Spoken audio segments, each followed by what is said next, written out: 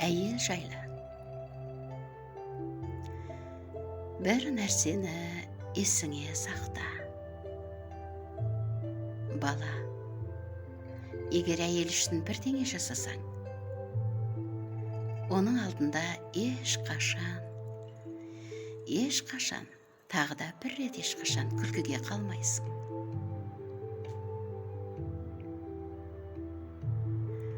Маған әйел затының ер адамға жақсы көретінін айтпағаны жөн көрінеді.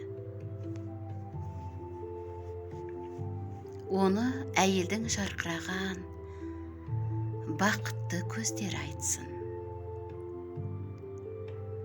От шашқан жанары кез келген сөзден айқынырақ. Әйелді не қадір тұту керек, не тастау керек. Қалғанның бәрі өтірік.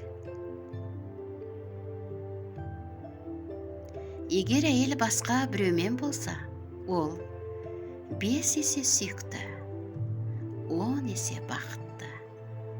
Бұл ескі ереже. Әйелге ештеңені түсіндіріп қажет емес. Олармен тек іске көшу керек. Әйел металдан жасалған жиһаз емес, ол гүл. Ол іскерлікті мәңгі күтіп отыра алмайды. Оған күнгей, жылы сөздер, ыстық ықылас, зор илтифат ауадай қажет. Авторы Эрих Мария Ремарк.